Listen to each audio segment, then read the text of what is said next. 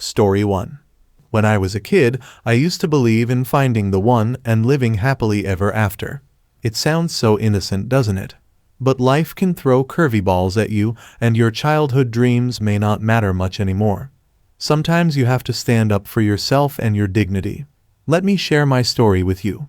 All I could hear at that moment was a kind of noise, like the adults in those old Charlie Brown cartoons. It felt like my hearing had just switched off 5 minutes ago, replaced by a tidal wave of anger that surged through me. My knuckles turned white as I clenched my fists on the table. I completely tuned out my wife, who was trying to explain something to me. 15 minutes earlier, I had come home from work, looking forward to a relaxing Friday night with a beer to kick off the weekend with my wife. But reality had other plans. Despite the beer sitting on the table, my wife hit me with a bombshell in just 5 words, saying, "Honey, we need to talk." Before we dive deep into the heart of the story, let me give you some background. I'm David, a 29-year-old guy with a master's degree in computer science working at an IT consulting firm. I stand at 5'11" and weigh around 205 pounds. I keep myself in shape with daily gym sessions and a 5 a.m. morning run. Now my wife Mary is 2 years younger, standing at 5'5". She's got a curvy yet fit physique with blonde hair, captivating blue eyes, toned legs, an amazing figure, and a beautiful face. We met back in college where she was finishing her bachelor's degree in accounting, and I was working on my master's. We clicked instantly, dated throughout college, and tied the knot about a year after we graduated. Mary, being a strong feminist, initially thought about hyphenating her last name with mine, but after some practical discussions, she decided to embrace the name change. Fast forward nearly 5 years into our marriage, and we were gearing up to start a family. Due to some complications with her birth control pills, we'd been using protection. We had decided to mark the night of our 5th anniversary by going without them for the first time, making it a special occasion for us. Now, back to the moment when this tale takes a dramatic turn, with a beer in my hand and seated across from my wife. She uttered 5 words that sent my anger soaring. She expressed her desire to try something different for a month or so before we started a family, wanting to clear any lingering doubts before becoming a mother. As I tried to wrap my head around what she was suggesting, I couldn't believe she wanted to go on dates with other men while we were married. It felt like she was breaking our vows and expecting me to be okay with it. I confronted her, expressing my shock and frustration at her idea. Despite my objections, she insisted it was just a temporary thing and promised to return as a loving and faithful wife after this short period. She tried to justify her actions by saying it wouldn't be considered CHT as long as I was aware and accepting of it. She intended to be open about her encounters. In an attempt to understand where this crazy idea came from, I asked her if Margaret, her 4-time divorced colleague, had influenced her. It turned out my suspicions were right, as she mentioned seeking advice from Margaret, who thought this experience would clear her mind before starting a family. I was getting increasingly frustrated with her and found her reasons absurd. I warned her about the potential consequences for our relationship, but she remained determined to go through with her plan. Reluctantly, I agreed not to interfere during these episodes, but made it clear that I wouldn't approve of such activities in our shared space. As our conversation continued, I stressed that if she insisted on pursuing this against my wishes, she would have to leave the house during these encounters. I reminded her that the house was mine, a gift from my parents before our marriage, and I had the final say on who lived there. Despite her resistance, I stood my ground, explaining the possible impact of her choice on our relationship and her living situation. Margaret suggested I move in with her, and after a cold night she tried to convince me to sleep in the other bedroom. However, I insisted that the bed was just as much mine as it was hers, and I would sleep there. If she didn't want to share the bed with me, she could find somewhere else to sleep. We pretty much avoided each other the next day. Around 8 o'clock in the evening, Mary came downstairs dressed in a little black dress, stockings, and 4-inch heels. Her hair was styled, makeup done for a night out on the town, and she was wearing jewelry, holding only a small clutch. I asked if she had forgotten anything, like suitcases, clothes, cosmetics, toiletries, and the like. She brushed it off, saying she was only leaving for the night and would be back before morning. I told her that if she walked out, I'd change the locks, making it clear that she wouldn't be living here if she went through with this plan. She insisted, saying I loved her enough to let her go, and I countered by saying she didn't love me enough to stay. I mentioned changing the locks and packing her stuff. Just as she was about to respond, a car horn blared from the driveway. She claimed it was Margaret and said we'd talk when she got back home. Little did she know, I had secretly installed apps on her phone, allowing me to track her location, read her messages, record phone calls, and even access her microphone and camera without her knowledge. As soon as she left, I activated her microphone to record her conversation with Margaret while they were driving. I planned to listen to it later. I got to work right away, changing the door locks, reprogramming the garage door opener, taking away the remote control, and packing all her clothes, toiletries, and cosmetics into boxes. 2 hours later, I loaded her things into the car. It was time to listen to her chat with Margaret. Margaret reassured her that my anger would subside after a week, advising Mary to dazzle me with better intimacy and claiming that guys could be easily manipulated with the right rewards. They shared a laugh and discussed the idea of involving another guy, with Margaret joking about leaving her panties in the car. They found humor in the situation, and Mary described Margaret's provocative personality and her 4 divorces by the age of 26, mentioning she had managed to avoid any involvement in a threesome with her. While they were on their way to the club, I tried to eavesdrop, but the noise made it impossible to hear any conversations, so I turned to online banking. Using her GPS location to withdraw half the money from our joint account, paying off and canceling shared credit cards and transferring savings to an offshore account. I also moved about 70% of our investments into an account in my name. When I noticed her GPS moving, I activated the microphone on her phone and overheard her talking to an unfamiliar male voice. The guy mentioned going back to her house for some alone time, using the spare bedroom, and inviting someone named Margaret to join later. I decided to play it safe, leaving shampoo and body wash in the spare bathroom. I tried to get a glimpse of the guy through her phone's camera, but he didn't leave much of an impression. He seemed around 30, with thinning black hair, and appeared slightly shorter than me. Once they arrived at Margaret's house, I continued listening, hoping to gather evidence of her infidelity. I realized that her phone needed to be in the same room for the audio evidence. I powered down all the surveillance gear. When she got my call, she brushed off my worries and said everything was okay. Little did she know I seized the opportunity while she was tipsy and discreetly placed her phone on the nightstand, aiming it at the bed. I had my doubts about whether this video would hold up in court, but I watched enough to confirm their intimate activities. Instead of coming home, Mary chose to crash at Margaret's place. Throughout the weekend, I stayed occupied with household projects and dove into restoring my 1972 GMC pickup. I'd recently upgraded the engine, transmission, seats, and gave it a fresh matte black paint job. These tasks, along with cutting off communication with Mary, helped me complete the truck and get ready for the impending divorce. I sought legal counsel and began crafting the divorce papers, officially marking the end of our true blood relationship. Let's be real. Divorce laws in this state appear to favor women. It's no secret that if you're a guy, you're at a disadvantage when it comes to divorce. Women often play the victim card, leaving the faithful husband to foot the bill for their philandering lifestyle. There's not much a guy can do to protect himself. So when Friday evening rolled around, my truck was spotless, and I was geared up for the night. After a refreshing shower, a clean shave, and a dash of cologne, I dressed in some freshly pressed jeans, a sharp black button-down shirt, and my stylish rattlesnake leather cowboy boots. To treat myself, I headed to a fancy steakhouse for dinner. I won't bore you with all the details, but let's just say the T-bone, baked potato, and veggies were outstanding, not to mention the top-notch salad. Now let's get to the main event. As I left the restaurant, I confirmed that Mary was indeed at the club with Margaret, who had arrived about half an hour earlier. It was time to set my plan in motion.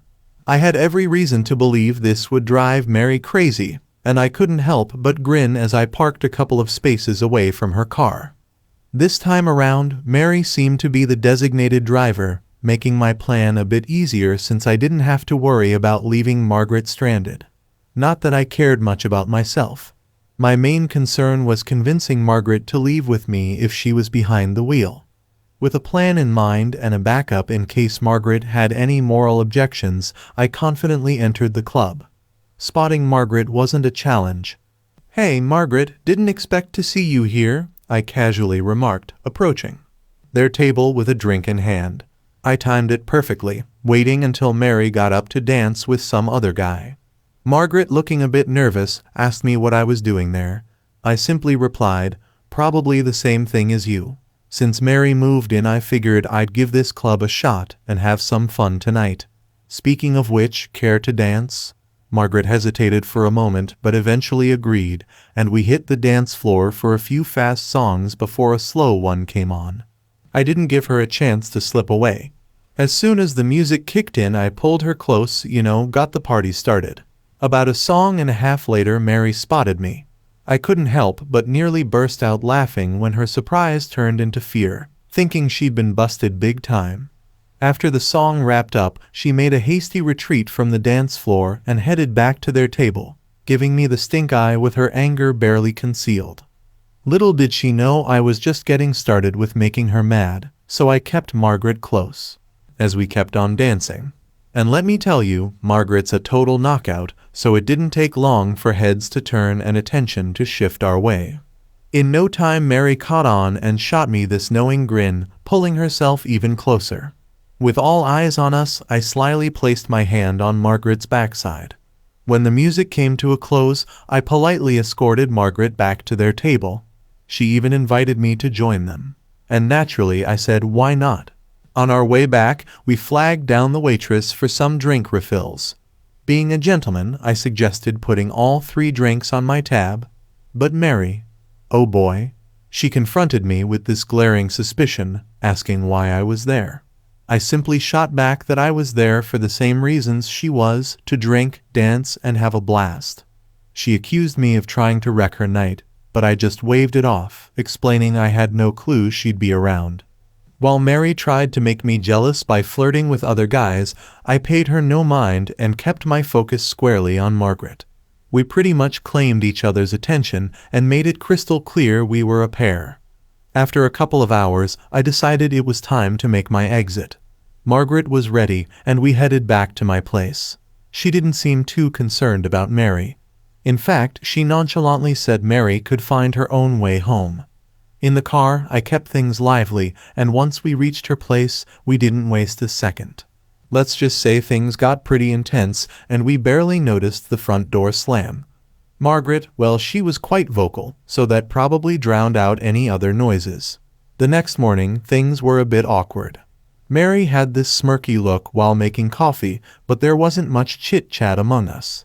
Afterward, I made my exit, leaving Mary simmering with anger.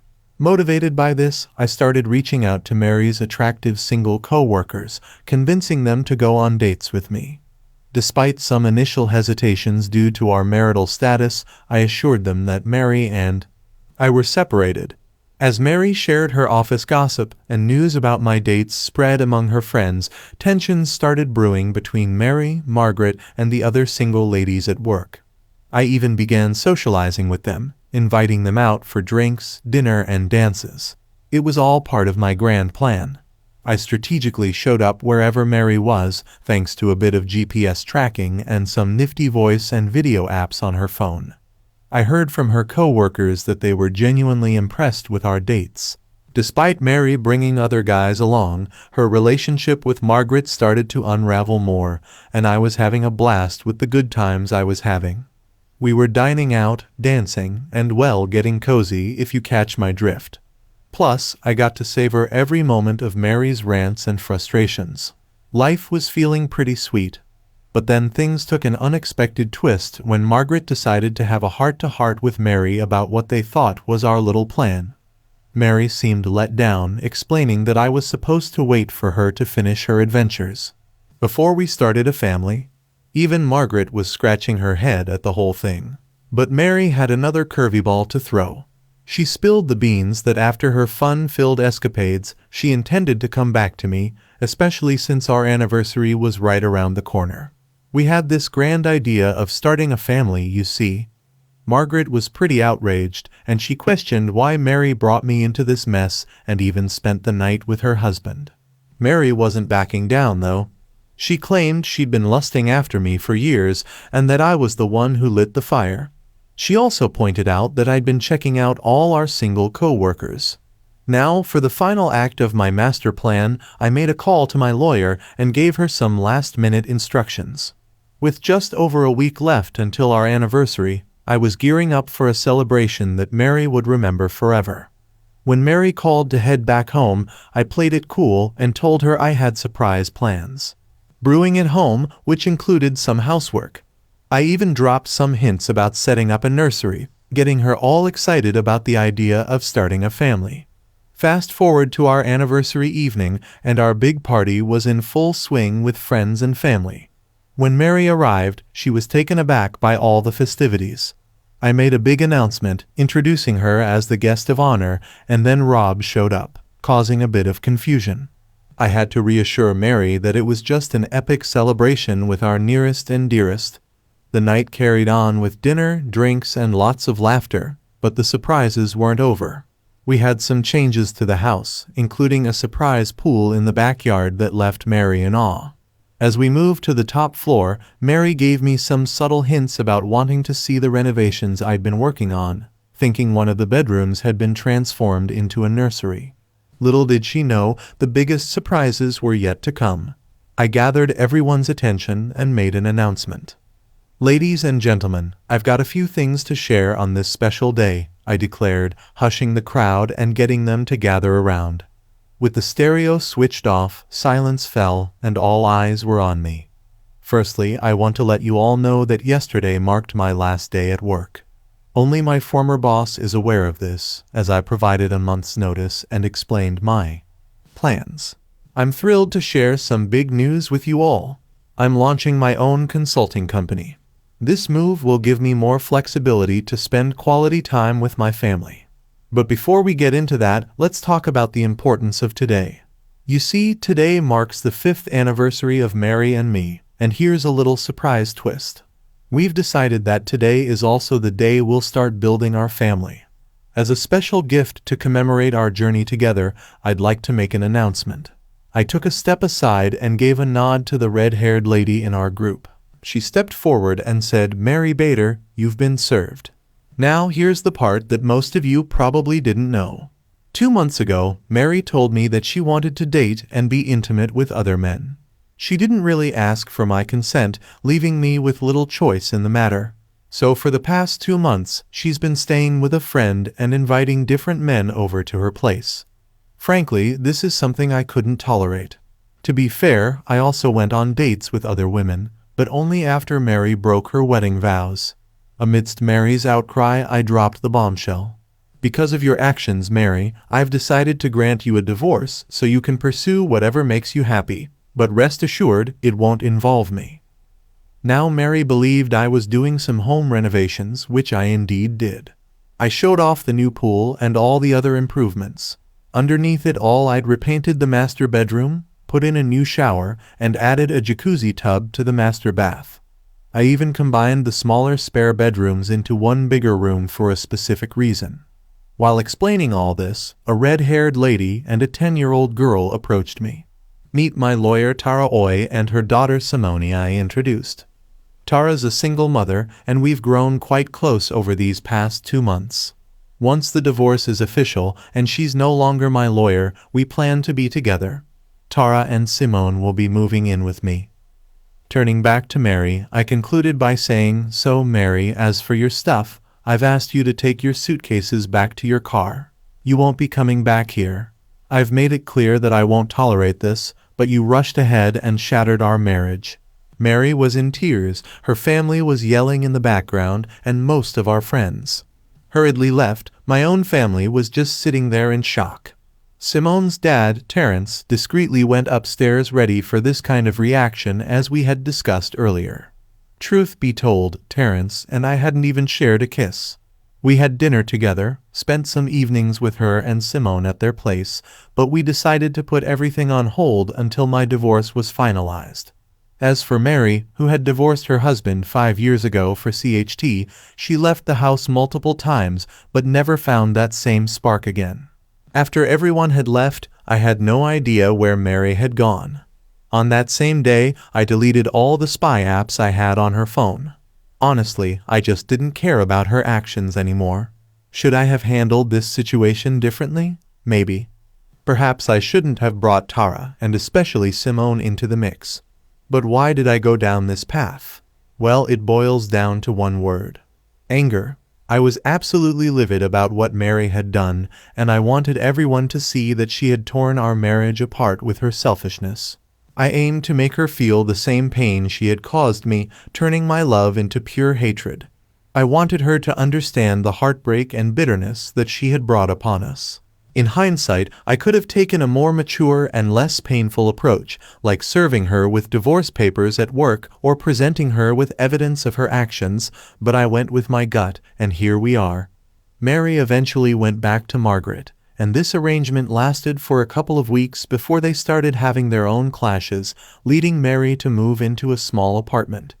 I often spot her in the city, her face switching between sadness and anger.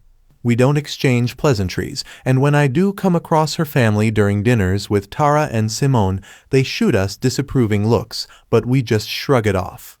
Now, as for Tara and Simone, Mary initially fought the divorce, but soon realized it was a losing battle. Tara allowed me to apply some pressure by continuing to socialize with her colleagues. Eventually, Mary signed the divorce papers, swayed by a colleague's positive report about our night together. The day those documents officially ended my marriage, Tara and Simone moved in with me. A year later, Tara and I tied the knot, and another year after that, we bumped into Mary at a street fair. Mary, upon seeing Tara's 6-month pregnant belly, turned and ran away, sobbing. Story 2. I'm a 32-year-old woman, and I've been married to my 33-year-old husband for 5 years now. About a year ago, my husband's office brought in a new employee. Let's call her Jess, a 25-year-old woman. My husband would often vent to me about how he found Jess irritating. Here are some of his complaints. He'd say she constantly tried to act like she knew everything, even though she's quite young. Her habit of laughing at silly things got on his nerves. He occasionally criticized her carefree attitude, and there was this one time he even commented on her choice of clothing, calling it clownish just because she wore red lipstick. It felt like every time he came home from the office, it was always him griping about Jess and what she did, and it seemed like it was just typical stuff. He told me she teased him by calling him an old man, and he really didn't like that.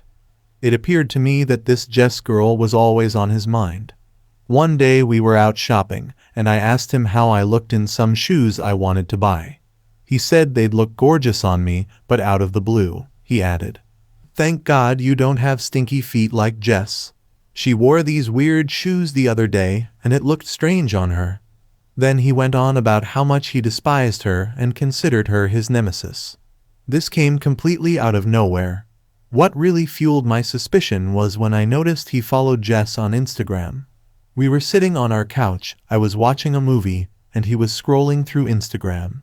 He spent a lot of time on Jess's profile, watching her content. I mean, if he hates her so much and dislikes everything about her, why is he stalking her on social media? I tried bringing it up, and he brushed it off, saying I was being ridiculous and that I should know he hates Jess. He made me feel insecure for even thinking something was going on, but my gut tells me otherwise. I mean, logically, if he hates someone that much, he wouldn't bring them up in every conversation. So, what should I do next?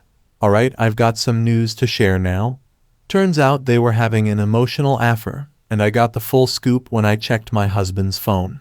Before you bring up the whole privacy argument, let me tell you, I confronted him about it, and he finally spilled the beans. He confessed that he has a thing for her, and even took a day off from work to go hiking or just hang out with her. He swears they didn't get physical, no kissing, nothing.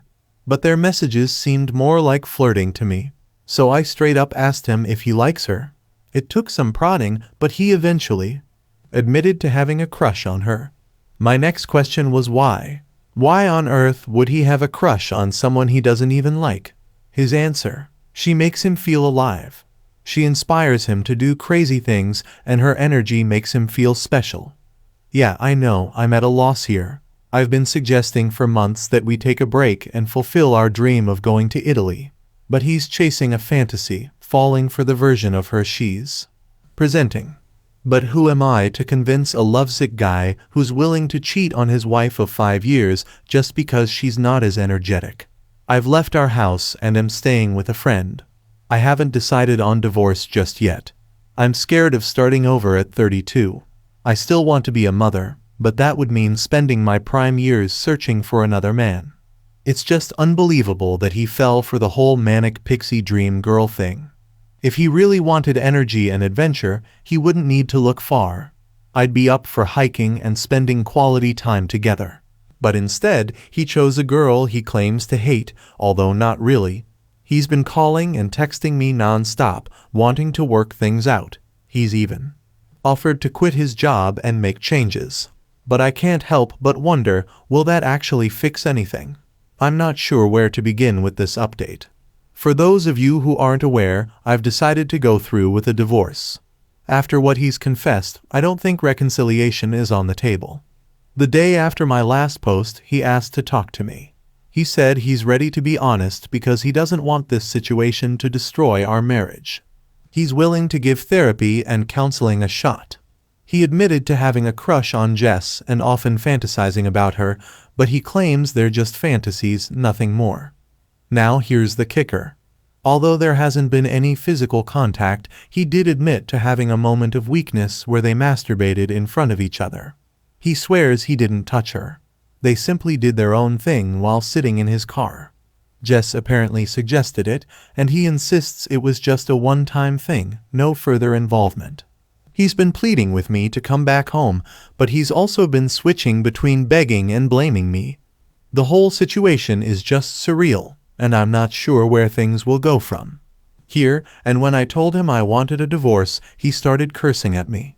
I've already served him with the divorce papers, but I haven't heard anything from him or his lawyer yet. I know some folks might think I'm making a big mistake, that I'm throwing this away too easily, but honestly, I don't believe I can trust him again. Without trust, what's left in a relationship? Surprisingly, my parents are on my side. My mom said I shouldn't have to beg someone to love me or respect me, and his lies were a huge disrespect. She believes a relationship can't survive without respect. Also, I want to clarify something from my previous post. I didn't mean to offend anyone by suggesting women over 30 are old. It's just that I grew up in a culture where women over 30 were sometimes considered leftover. My parents and family don't think that way, but there are people around me who do, and it has influenced me to some extent. I've been trying to unlearn those beliefs, but there are still some remnants. As for the future, I honestly can't predict it right now. I'm too depressed and angry to think about it. P.S. Yes, I am in therapy. I've been in and out of therapy since I was 25. Is keeping a marriage alive solely one person's responsibility? My husband cheated on me with a coworker, and I'm in the process of divorcing him. Yet somehow the blame is put on me. Apparently it's my fault he cheated because he was bored with our marriage. It's as if I'm solely responsible for maintaining the marriage. While my parents are supportive, most of my relatives and friends are not. They don't consider it CHT since there was no love involved, technically. Even my own brother is berating me for leaving my marriage, telling me I'm giving up too easily and should grow up and fix it instead of breaking it. But I have my doubts. Why is it my burden to fix something I didn't break? I've been a loyal wife to him and never strayed. Isn't marriage supposed to be a partnership with mutual effort?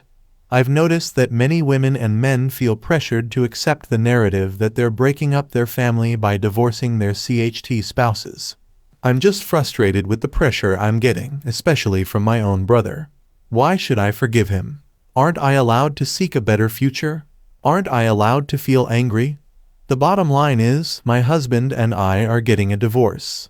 He's been relentless in trying to convince me to stay, but his shameless behavior is driving me up the wall.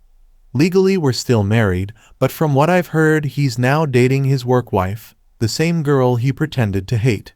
He was never big on posting on Instagram or Facebook, but now he's flooding his feed with her pictures. I know he's doing it to get under my skin, and I feel dumb for stalking his new girlfriend. She has pictures of him all over her page with captions like, "We're husband." Yeah, I get it. She's immature. I know I shouldn't care, but I do. I wish I had the strength to not give an F, but I'm struggling. I'm trying to be confident and use the gray rock technique, but it's tough. Regardless of what he did or how much he humiliated me, I still loved him. I had dreams about our future together. It's scary to think about starting over and picking up the pieces of my shattered trust while he's off having wild closeness with his work wife. I keep telling myself it's not real, that he's just falling for the manic pixie dream girl, but it hurts to know he chose her over me. Well, I made the choice to divorce him. I made the choice to move out. I wanted to be a mother with a loving husband, but now I'm starting from scratch and running out of time. If I were desperate, maybe I could have forgiven him, but I can't. My heart won't allow it. Why is his work wife more important than his actual wife? Why did I have to compete for his attention when she was getting it for free? I don't want to be jealous, but I am. I wish I could reconcile, but based on who I am and what I've learned, it's not meant for me. It's tough to live a contradictory life where I say I don't care about him, but deep down, it still hurts that he easily replaced me. I'm trying to move on with my life. I'm separated from my husband due to his emotional affair, which I suspect was physical too, though he won't admit it. But I just couldn't handle the drama anymore. The evidence of his emotional affair was overwhelming. It's been 2 months since we separated, and he's already started dating someone else. Right now, I'm dealing with depression and anxiety, and I've started therapy. But deep down, I feel really low. During the holidays, we used to spend time together, cozy and locked inside. I never thought I'd be spending it alone now. But here's where I think I messed up. I'm currently staying with my parents, and they always host these big Christmas dinners. I met a guy who happens to be the son of my father's friend. He's divorced and has a kid. He and I ended up hooking up. I guess I was just feeling lonely. I'm not usually someone who has random hookups, but I'm carrying this immense guilt inside me. It's not because the closeness was bad. It's because I'm still a married woman. I still feel attached to my soon-to-be ex, even though he's already moved on with his manic pixie dream girl. Have any of you who started dating after a separation felt guilty about being with other people? My soon-to-be ex-husband and his affair partner have now decided to have an open relationship. Just a couple of days ago, he gave me a call and I was left wondering what he could possibly want at this point. Our divorce will be finalized in a few months, and he's already moved on with his affair partner. He called me, and we engaged in some small talk. Then, out of the blue, he asked if we could hang out, even though it was already 9 p.m. I obviously turned down the offer. The very next day I found out from a friend that his affair partner had posted on social media about being in an open relationship. Her post essentially praised my ex for being understanding of her non-monogamous lifestyle. She identifies as polyamorous, and they're in an open relationship now. This whole situation left me feeling bewildered. I couldn't help but wonder, who on earth did I marry? What is he up to? He used to be monogamous just like me. Now for her, he's willing to be in an open relationship? I know I shouldn't really concern myself with their life, but it's just so bizarre. He cheated on me, put me through hell, is now dating his affair partner, and they're in a non-monogamous relationship. It's making me question whether I ever truly knew him. Have these aspects of his personality always been there? Have these aspects of his personality always been there? Bye.